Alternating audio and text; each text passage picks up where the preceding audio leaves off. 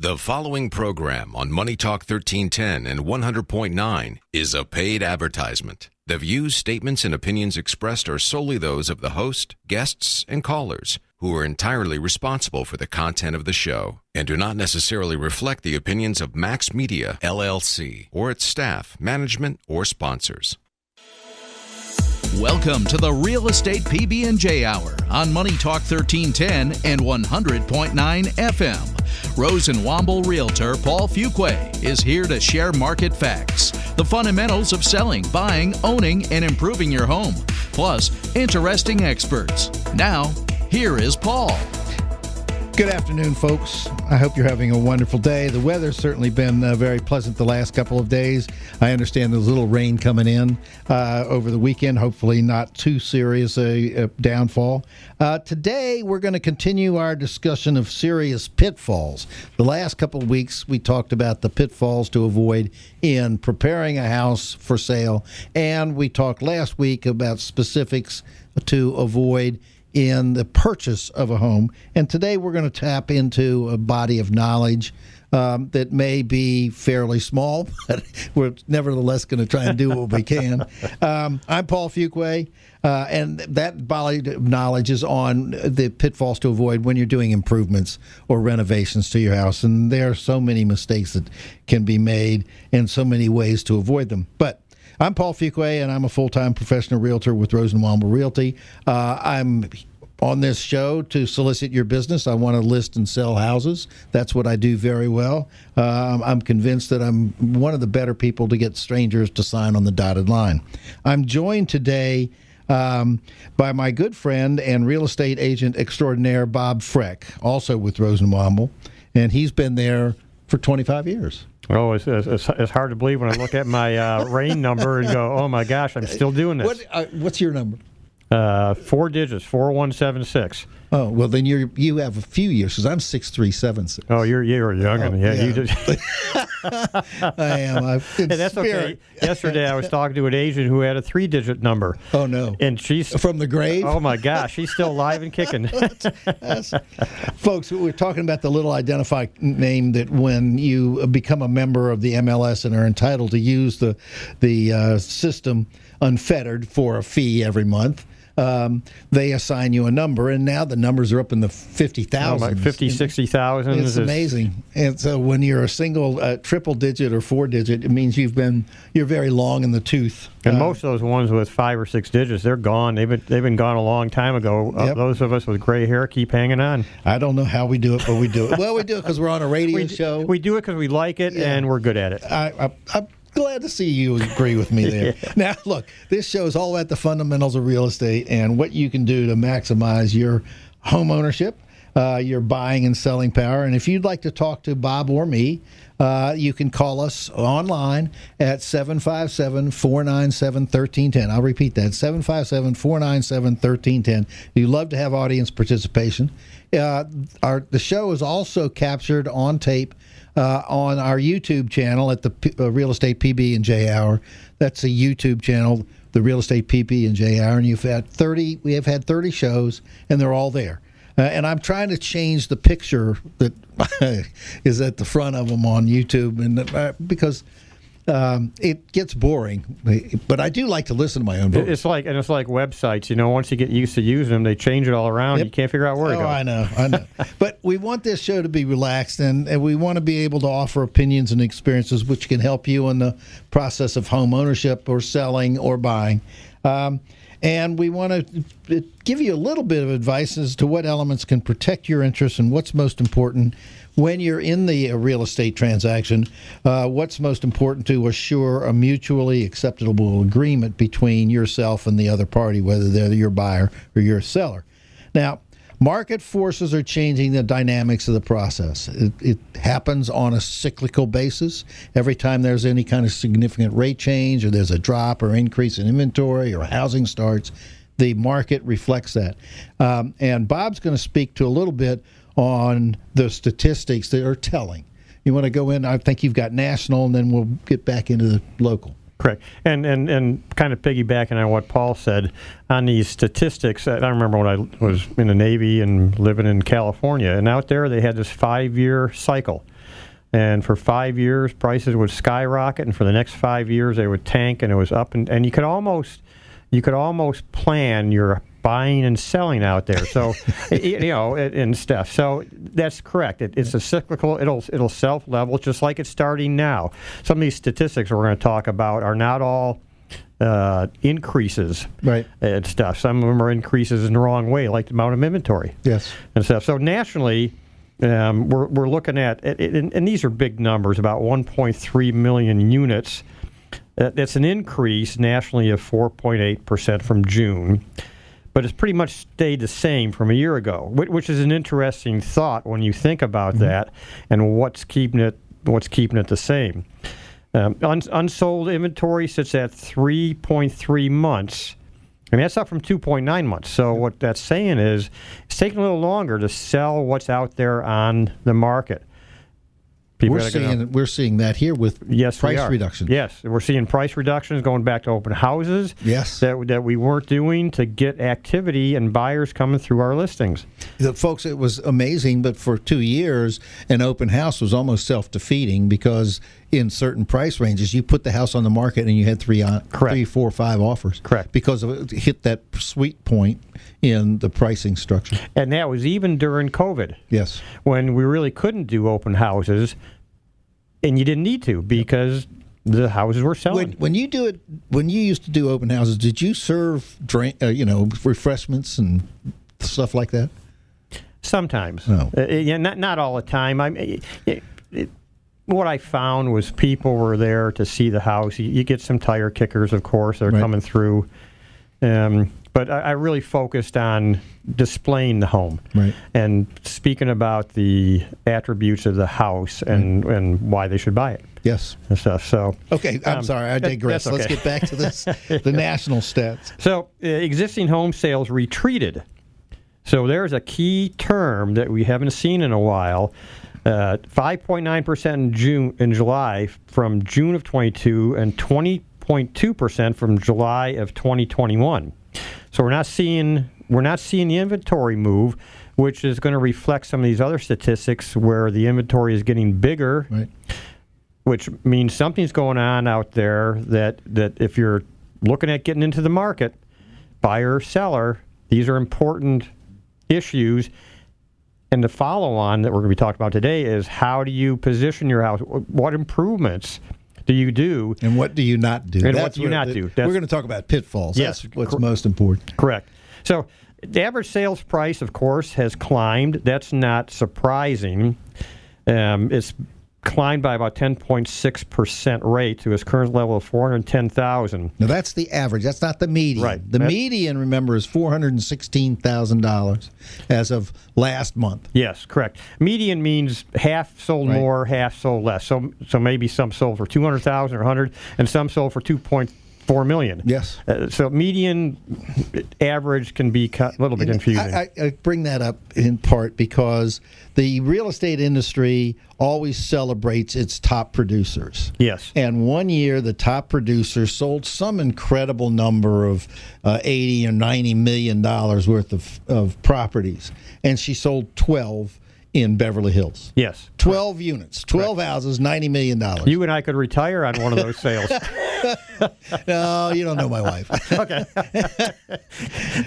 Most of us could. I thought I got angry, and I don't know if anybody else does. I got angry. I went and bought 2 lottery tickets when it was $1 billion, and I didn't win. Oh, man. I mean, I wasted $2. We might not be here if you'd won.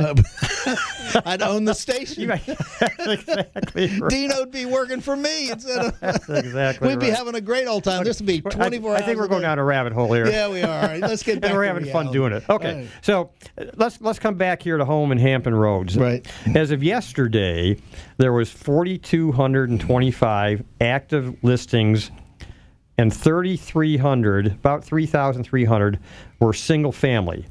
The other 800 plus were attached homes. Attached homes, townhouses, condominiums. We have attached homes in Hampton Roads. Shared walls. Shared walls. Back in the old days when Paul and I were growing up, they were called duplexes. Yeah, duplex, and then twin homes. Correct. Yeah, you can't call them duplexes anymore. That sounds, I know. Nobody knows. But a duplex is a legal entity that encompasses both units. Correct. So when you buy a duplex, you have two housing units under one title. Correct. And you can live in one. And rent the other. And you can rent the other one out and keep a close eye on your neighbor. With my luck, I'd have somebody with huge dogs. That's exactly right. What did we do last week? Last week, we had 4,161 total on the market. 3,300 were single family and 833 were attached. So it really hadn't changed that much. No, but it was a slight increase over the total listings week to week. So, you would think back in April we would see the increase coming in as people were waiting for the weather to get better and bringing their houses on the market and stuff like this. Now, what's normally a very strong time of the season for sales, and we're seeing an increase in inventory. So for sellers, make sure you're working hard to position your home, not only condition-wise, but price range-wise, so you're not a statistic on your house sitting on the market. Well, we've talked about that, and we did 2 weeks ago, and I touched on it last year. It's the pricing thresholds. You can't price your house outside the thresholds for your neighborhood and for the buying public. Correct. If you're at $505,000, you're missing all those people who click on 500 down. Correct. And that number, that $5,000, is not worth it. Not to miss the potential showing. And if you're going to be at 505, may as well be at 525 because you're going to click on the people who come in at 525 down. But the realities are that it's first $100,000 units, then it's $50,000 units, then it's $25,000, then it's $10,000, then it's $5,000. And when you get into the $150,000 investment property or true beginner home, then $5,000 makes a big difference. Big difference. But I haven't seen a $150,000 house in years. No, I know. Well, there are if you go out there into Western Virginia and in the Midwest. I'm sorry. I guess that's okay. We're having in the wrong fun, part folks. of the state again. Hey, I like the Shenandoah Valley. I don't know about you. It's beautiful. But now let me ask you a question. Of the 4,000 some odd, what was that number? 4,225 actives. Don't you have? I moved on a long time ago. How many are actually available? So, the number of properties actually available that are not under contract is 3,139. That's an increase of about 2%. Okay. So again, there's more inventory. Remember, about 6 months ago, and then prior to that, inventory, it was hard to come by. Yes, it still is. It still is, but now we're starting to see a slight climb, and we've talked about it on the show of why that is. And so, anyways, that's kind of where we're at. Actual closed sales as of last week was 444. That's for the month of August. Correct. Okay. That's the total count as of today for August. And all of July, we had 2826.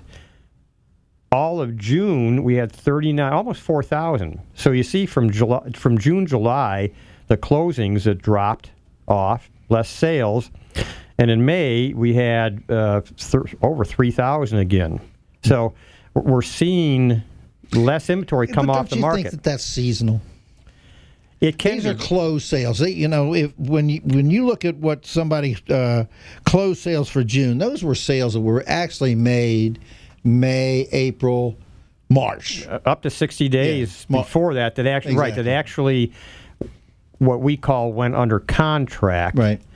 Maybe didn't have contingencies removed, but took 30 to 60 days to actually get to the closing table and become a statistic. The norm is anywhere from 45 to 60 days for a closing to take place. And if you throw in a condominium, property owners association, that can bounce up a little bit because you have to get the association documents in and have the time to review them by state law. Okay. Well, the one thing both Bob and I want to stress is that statistics are volatile. I mean, they change by the minute. Yes. And that's why we try and do this on a weekly basis, because we're seeing the effects of the economy on a national basis, and we're seeing the effects, although I think that there's a little bit too much of a brouhaha on the interest rate changes. Yes. Do you want to talk about those? I've got them here. Well, and just to again kind of fill in on your comment about how we kind of self-level, When you look at, remember, people can make numbers say whatever they want, sure can, depending on how they package them. The numbers we're giving everybody that's listening to the program are straight numbers. They're not skewed one way or the other. It's the actual numbers of sales, properties available. There's no interpretive analysis. Right. We're not saying, oh, it's just this little section over here. So they're really accurate numbers for what's going on in our region. And you have to realize that our MLS, RAIN, Real Estate Information Network, covers not only the 7 cities, but also covers northeastern North Carolina. Correct. It doesn't go as far west as what is that place at 95? Well, it can. A lot depends on where the agent is licensed and where they. But in some, for instance, agents licensed in Virginia and North Carolina, I put them on can both. put their listings in both North Carolina and Virginia. Right. So sometimes that affects some of our numbers on the listings. All right, I think we've got 2 minutes before we have to take a break. The one thing that I have been speaking about is the attempt, I think, to soften or modulate the response to rates. Yes. I think we become so focused on the effect of interest rates when, in fact, the lenders will always find a way to make money because they need to live, and the only way they're going to make a living is by selling you money. And there are programs. And money talks. Yeah, you're on the right chase. Right. Yeah. Well, when we come back, we'll talk about real quickly the interest rates, and then we'll go over. This is Paul Fuqua. You're listening to the Real Estate PB&J Hour. Call in at 497-1310 because this is Money Talk 1310 AM 100.9 FM. See you in a minute. Now back to the Real Estate PB&J Hour on Money Talk 1310 and 100.9 FM. Rosenwomble Realtor Paul Fuqua gives you the fundamentals of real estate selling, buying, owning, and improving your home. Thank you, Dino. I love the introduction that you do so eloquently. And I especially relish the idea of having my name pronounced correctly because I've had every manner of Fuqua being pronounced Ferguas and Farquhars and Fretches and Frenches. Yeah, yes. This is the F&F show. Exactly right. Maybe we're French fries. If Kim doesn't come back, I got the real estate French fries. Anyway, hey, wait a minute. If you have any questions for us or you want to laugh along, call us at 757-497-1310. We guarantee it's going to be some fun, hopefully. And as always, you can subscribe and listen to past episodes of the PB&J Hour at your convenience on the YouTube channel, the Real Estate PB&J Hour. Now, you've got some stuff on the update of the rates, which, as far as I'm concerned, is not as critical as most people want it to be. Correct. Tell us what the rates are now. So here's what's going on with the rates right now. What we call in the business non-conforming. What that means is big numbers, big loans amounts. Yep. Okay, you're buying an expensive place. You're taking out a big loan. The interest rates for non-conforming is 5.25% and no points. Now again, points is 1% of the loan amount that you're borrowing. Okay, conforming. That's what probably.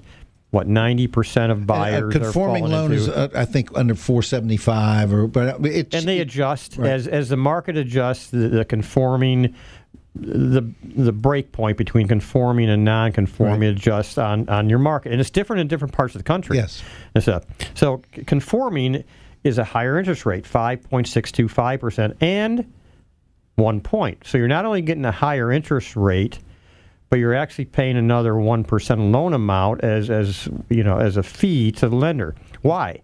Well, because you're borrowing less money. And remember what we said before the break. I never thought of it that way, Bob. I mean, I could go and I should go borrow what they tell me I can borrow and not, mind my P's and Q's. Yes, just listen to me. Okay. Okay. I mean, literally, you're borrowing less money. So they're going to make more money. So they're going to money talks. Yep. Okay. Everybody else walks. They're going to make their money, and the way they do it with is a higher interest rate, and they're going to make you pay points, money up front that they invest somewhere and make money off of. Okay. So that's why the difference in numbers. But investment loans, now, there's a different animal there because you're not going to be a primary resident in it. You're going to be renting it out to somebody. It's a greater risk. It's a greater risk to the lender. They know it's not going to be taken care of as well. Right.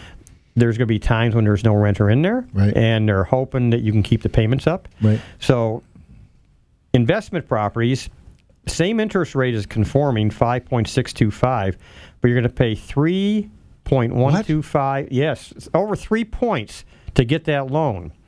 If you're looking at if you're looking at $200,000, that's with 25% down too. Yes, if you're looking at what let's say a $200,000 loan, easy numbers for this math wizard here. Right. 3 points. $6,000. $6,000. Very good. Congrats. You want to call and correct that, folks? It's 757-497-1310. If our math is screwy. But don't confuse us with the facts. Yes, please don't. FHA. Now, remember, there's conventional, there's FHA mortgages, and there's VA mortgages. Now, we have a few others. We have rural development mortgages and stuff like that when you get into some of our rural areas around here. VHDA is another. Correct, for first-time home buyers. But standard FHA mortgage interest rates are 4.75. You can see the FHA rate is a little bit better than a conventional rate. Right. Okay, one of the advantages and why you see a lot of first-time home buyers using FHA because they get a better interest rate. Still going to pay 1 point, but you're saving. But you also have to put 3.5% down for an FHA. Correct, which is not bad compared to putting 5 or 10% down. Right. For a conventional. And then a VA, of course, if you were VA eligible, the same 4.75% and 1.5 points. Just remember, folks, if you feel uncomfortable with or you don't qualify for a VA, or you feel uncomfortable with an FHA, you want to go conventional, today, there are conventional programs where you don't have to put 20% down. Correct. And there's some great conventional programs, even for first-time home buyers. Mm-hmm. We're even starting to see a few of these, I guess, loans coming out where the bank is starting to pick up. I just saw it today on an email where where your down payment, your closing costs, the bank was picking up the tab for all the closing costs. Well, because they need business. Correct. And if they're not selling money like lettuce, they're not making money. Correct. So they are going to look for things to do. So, folks, do not despair and think that because there's this great hullabaloo about the increasing rates, it's not as severe as you think it is, number one. And number two, if you are a qualified buyer and have a good credit score, you will be able to borrow the money to buy the house of your choice. Now, that choice may be limited somewhat. It may not be a $500,000 house as it was when it was a 2.5%. It may be $450,000, but it gives you the opportunity to put a roof over your head. Then you are increasing your equity every day. Correct. And how do you get the inside scoop on these programs? You've got to commit to a well-respected, knowledgeable, experienced lender. And we've got them. Paul and I have worked with lenders, particular lenders, for years that we would send our children to. I know, because we trust them. Yes. Yep. Getting with a good, reputable lender. And I like the local guys. Unfortunately, there is an awful lot of attention paid to the people who advertise on network and cable television and sponsor golf tournaments and things of that nature.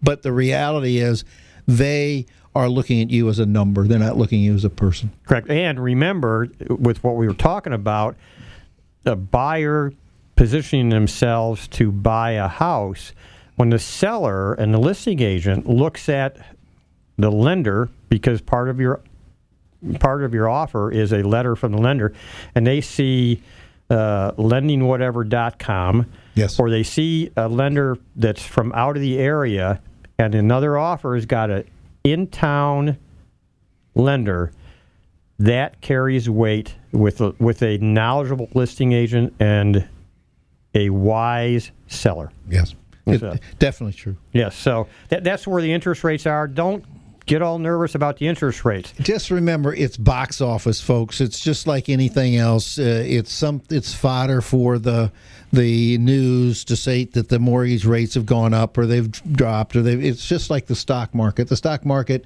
can plummet, and then you look 3 days later, and what was considered a plummet was a less than 1% drop. Yes.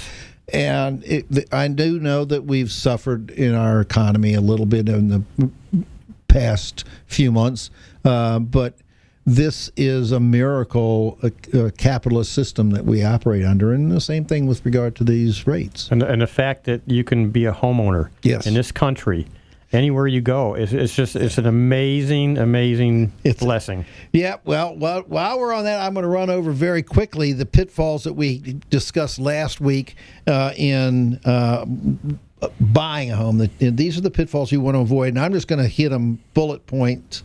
We're not going to discuss them because we did that last week, but Bob is going to chime in.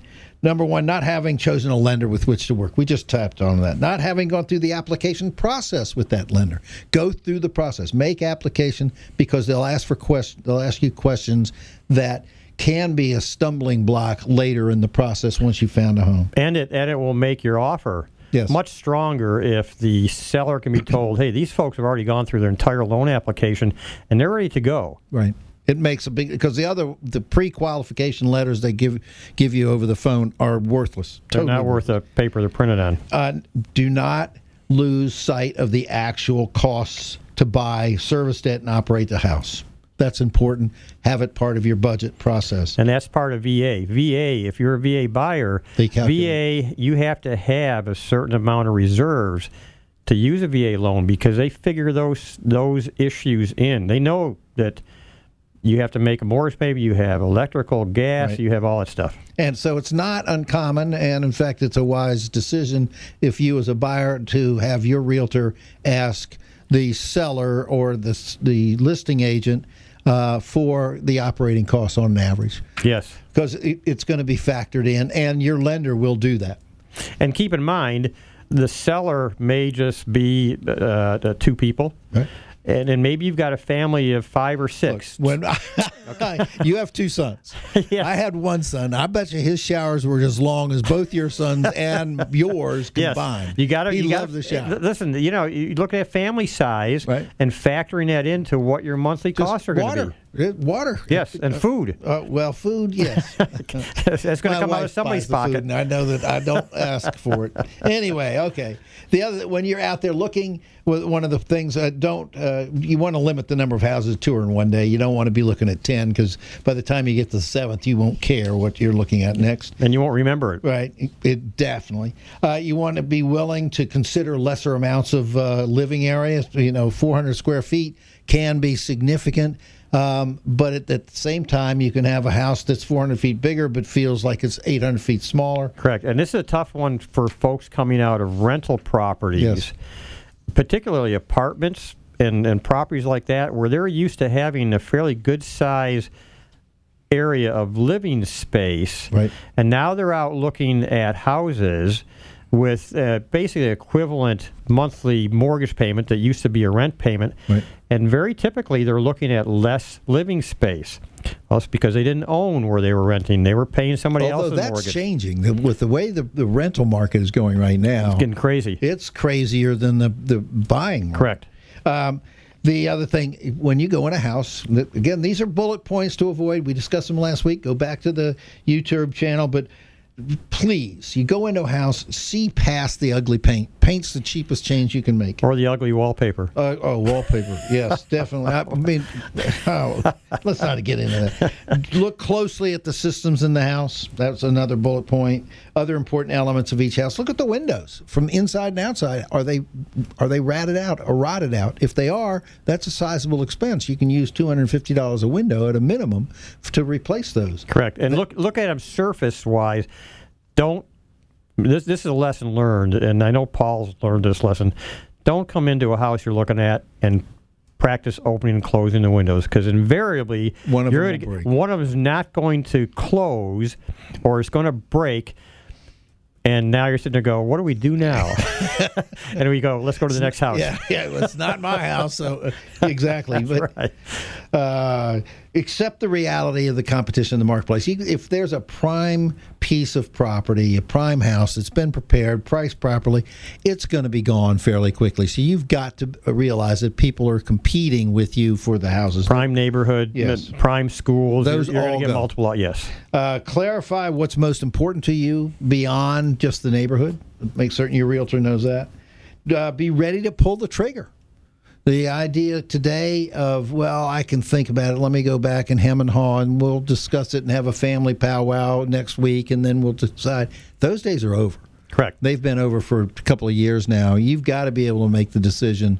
You don't want to go through. And a good example of that is yesterday I previewed a property, happened to be one of Paul Fuquay's listings. Immaculate property, was still available. Setting up for a client to take a look at it on a Saturday, and today looks like it's coming off the market and going under contract. Even though it's been on the market for a while. Well, I'm going to be very briefly. This was a piece of property that was prepared beautifully. It's in a wonderful location in the beach, in Virginia Beach, and we had a contract on it very quickly. Yes. And the contract was basically breached by the buyer because there was another loan going in place for another piece of property that she was buying. She had assumed that the builder of that property would let her out, and it didn't happen. So by signing that agreement when she made the offer to my sellers, she was in essence technical breach. Correct. Because there was no disclosure of that. Correct. Now, it's whether or not my clients are willing to spend the money to pursue the earnest money deposit. Correct. In some instances it is. I know that the new offer has a sizable earnest money. Correct. deposit. But like you said, sleeping on it overnight, we understand that. And some people are just not wired to make quick decisions. But understand that sleeping on it overnight on a property like this, a property in a prime location, prime views, may not be around, or you might be faced with multiple offers as you wait.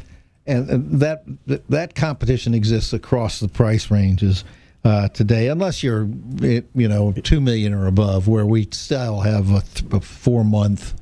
5-month correct level of inventory. We talked about you don't eliminate immediately those houses which just don't work for you, or rather you should. If you walk in a house and you know you can't live in this house, don't waste your time.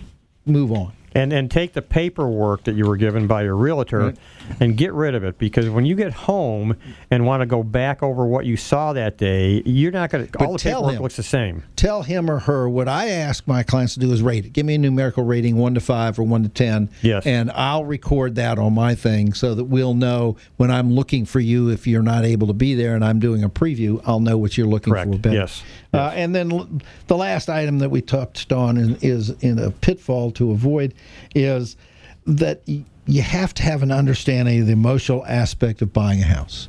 It is an emotional decision, and it is extremely powerful. Correct. And one of the key elements of that decision-making process is the evocation of emotional strength through, and my favorite subject is odors. Yes. And if I tell my sellers, please bake bread or make cookies or something if we know there's a showing coming in, so that you've got that this was a warm family situation because it's in part it smells good. But those are the pitfalls we discussed. We should go back. We got 2 minutes. We're going to take a quick. Do you have any more comments? Anything that I don't have on this list that we talked about? Yes, and something that I think is really important, and I know this is going to sound like salesmanship, but when you're out there looking for a property, employ the services of an experienced realtor, because we have the access and the information to the multiple listing service, and when something comes on the market, when something changes, we get it immediately. Zillow, Trulia, oh my God, Realtor.com even. Stay away from them. It's like being Dr. Google. If you want to have a professional read on your health, go to a real doctor. So that's my input. Get a good, knowledgeable professional and realtor. We can give you access so that you're online. Look, you're listening to the Real Estate PB&J Hour here on 1310 Money Talk AM and 100.9 FM. We'll be back in a minute. Now back to the Real Estate PB&J Hour on Money Talk 1310 and 100.9 FM. Rosenwomble Realtor Paul Fuquay gives you the fundamentals of real estate selling, buying, owning, and improving your home. Okay, folks, this is Paul Fuqua, hopefully your realtor for life. I'm also here in the studio, joined here in the studio with by Bob Freck, also a wonderful realtor and a great friend of mine. And one of the things we're discussing today, and we normally have Kim Pimento here, but she had to go on personal business to Texas, and she'll be back next week, hopefully. But we wanted to look at some of the pitfalls of renovations that we've seen homeowners begin, make, and finish that are disastrous. Yes.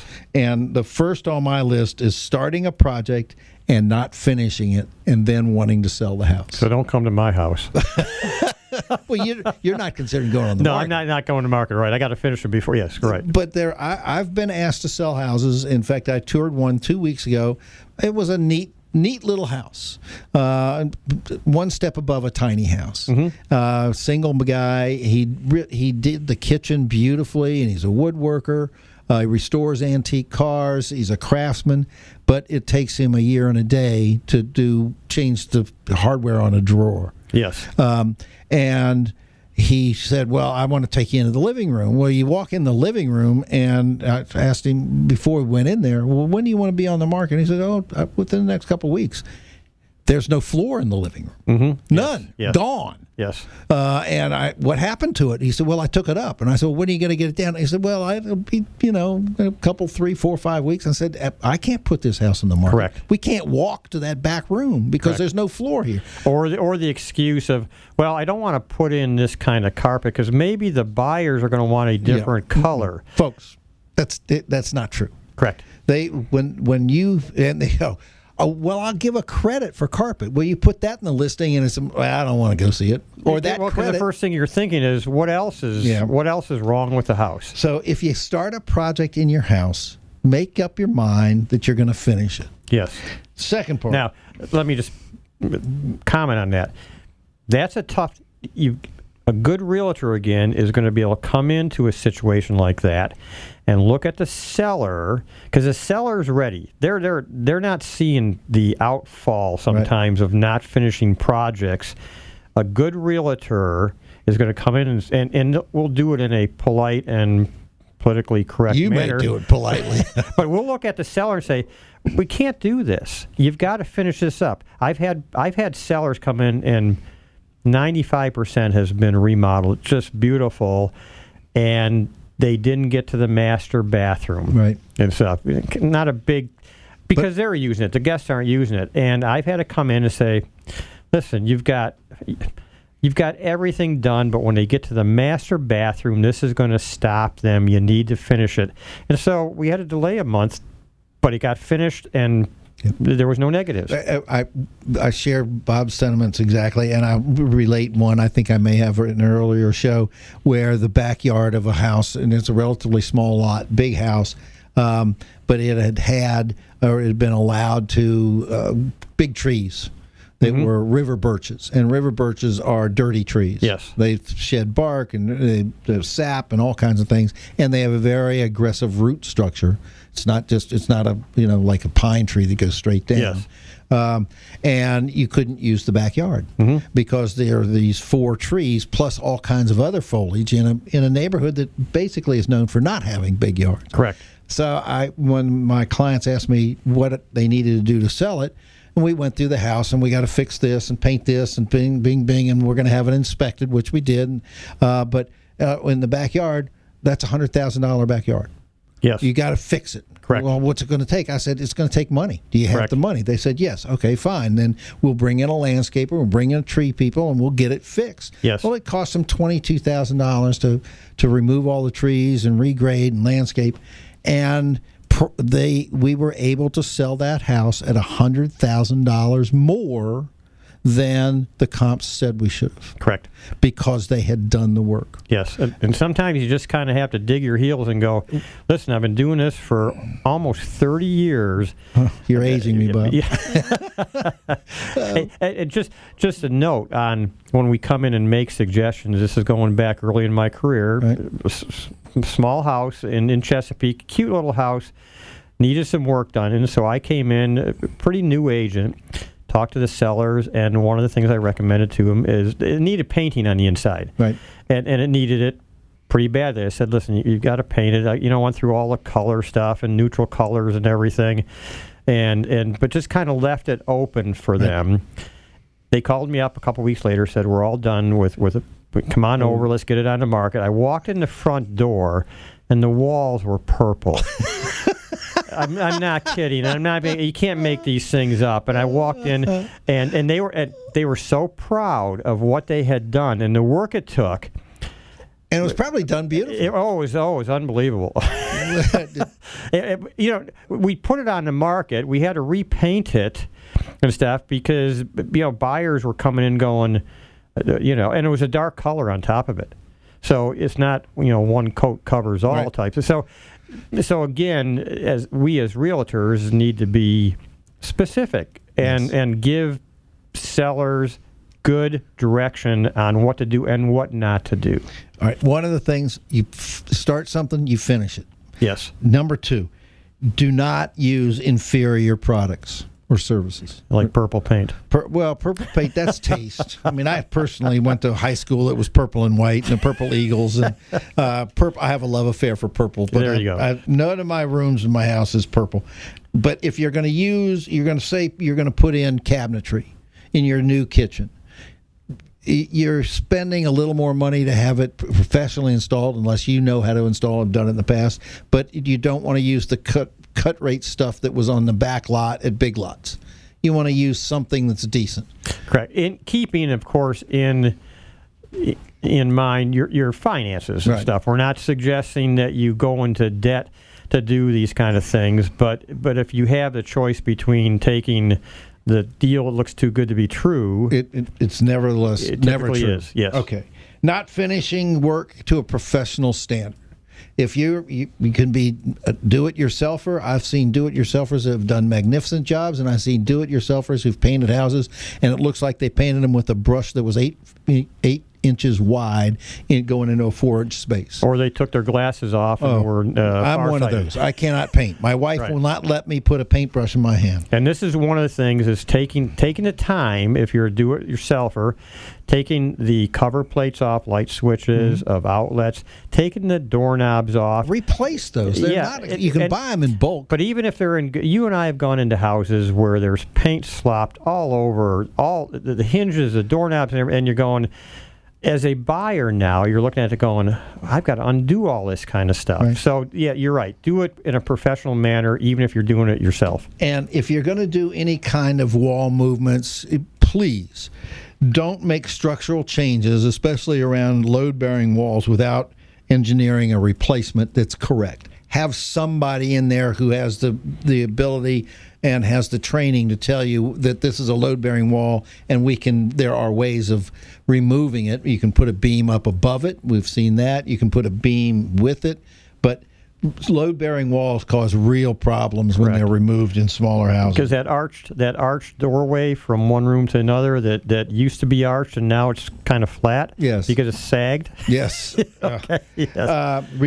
The biggest thing I've seen is people enlarging one bedroom, so they have a small 3-bedroom, 2-bath house, and they say, well, I'm going to make myself a grand master bedroom, and they take out a bedroom. Suddenly, that's now a 2-bedroom house. And I defy you to show me people who go on the Zillow or any of the websites and look for a 2-bedroom house. Almost none.